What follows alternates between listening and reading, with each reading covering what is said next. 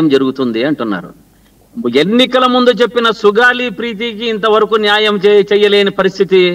వారిని ఒకడికి మన కర్నూలుకు మీటింగ్కి వస్తే ప్రధానమంత్రి గారు కలవనీయకుండా ఇంటి చుట్టూరా 40 మంది పోలీసులను పెట్టినటువంటి వ్యవస్థ వీళ్ళది. భయపడి మాటలు చెప్పడము, నోటికి ఎన్నైనా మాట్లాడచ్చు, నోటికి హద్దు పద్దు లేకుండా, ఎందుకంటే దానికి ఎమక లేదు కాబట్టి ఆయన ఏ ఒక్క మీటింగుల్లో అయినా ఏదైనా ఆయన ఇష్టం వచ్చినట్లు మాట్లాడకూడదు, ప్రశ్నించకూడదు. ప్రశ్నించే గొంతుకును తొక్కడమే వీళ్ళ పని. సునీల్ కుమార్ గారు ప్రశ్నించారు, తొక్కుతున్నారు. ఎవరు ప్రశ్నించినా, మన ప్యానలిస్ట్ వెంకటరెడ్డి గారు ప్రశ్నించారు, తొక్కుతున్నారు.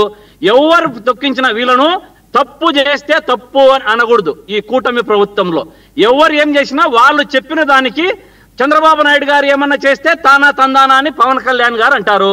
కానీ వారికి వ్యక్తిగతంగా ఏది కూడా వారికి ఆలోచన విధానం లేదు. వారి సొంత ఆలోచనతో ముందుకు పోయేది లేదు. ఎంతసేపు ఉన్నా పవన్ కళ్యాణ్ గారు, మన లోకేష్ బాబు గారు, చంద్రబాబు నాయుడు గారు ఎట్లా నటించమంటే, ఈ సినిమా అనే ఈ రాజకీయం అనే సినిమాలో డైరెక్టర్లు వాళ్ళు, యాక్టర్ ఈయన. వేరే సినిమాలు అయితే మన ఒరిజినల్ సినిమాలు కానీ ఎదురు చెప్పితే లక్ష్మీకాంత్ కొంచెంసేపు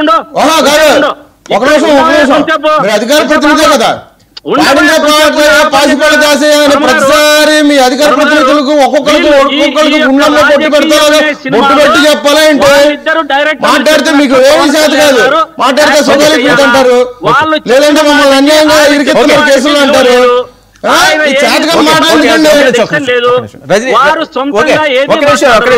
శ్రీకాంత్ గారు ఆవిడ అడ్వకేట్ కాబట్టి ఒక నిమిషం ఆవిడ అడ్వకేట్ కాబట్టి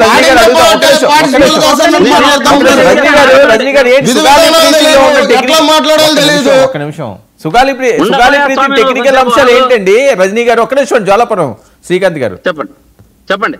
సార్ ఇక్కడ ఏదైతే సుగాలి ప్రీతి గారి కేసు విషయంలో వాళ్ళ అమ్మగారితో నేను మాట్లాడినాను సార్. ఆ ఫైల్ అంతా రీచెక్ చేసినాను సార్.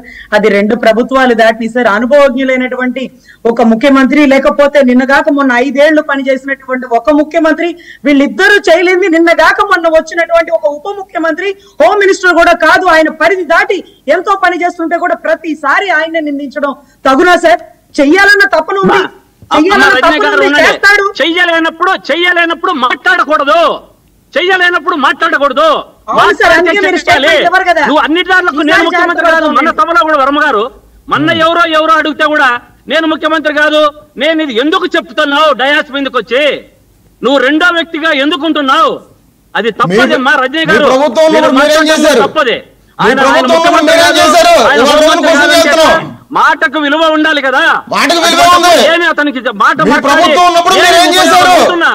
రాష్ట్ర ప్రజలంతా ఒక అసమర్థుడు, ఏమీ చేత కాదు, ఏమీ చెప్పలేక పవన్ కళ్యాణ్ గారు, మన లోకేష్ గారు, చంద్రబాబు నాయుడు గారి మధ్య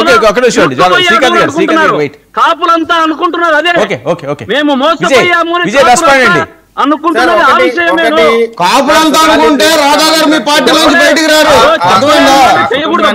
ఎందుకు నోట్లో నుంచి మాట వస్తే ఒక్క మాట, జగన్మోహన్ రెడ్డి గారు ఏది చెప్పినా మాట తప్పడు, మడమ తిప్పడు. వాళ్ళ నాన్న బ్లడ్ లో ఉండాలా, అది బ్లడ్ లో ఉండాలా.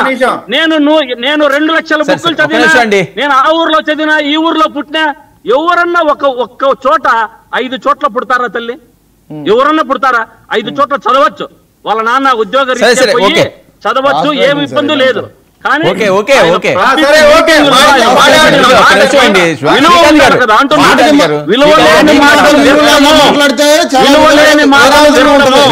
ఎప్పుడు కూడా మనము ఏది మాట్లాడినామని అనుకోవాలో దాన్ని ఆచరించాలా,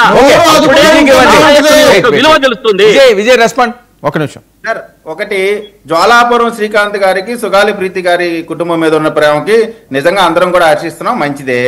మరి జగన్మోహన్ రెడ్డి గారి సొంత చిన్నాన్న యొక్క కూతురు సునీత గారు వచ్చి జోలి పట్టుకుని అడుగుతా ఉన్నారు, నా తండ్రి యొక్క మరణానికి సంబంధించి 5 సంవత్సరాలు ఏం సంకనాకారు? ఒకటి. రెండోది, ఇవాళ పివి సునీల్ కుమార్ గారి మీద విపరీతమైన ప్రేమ చూపిస్తున్నారు కదా.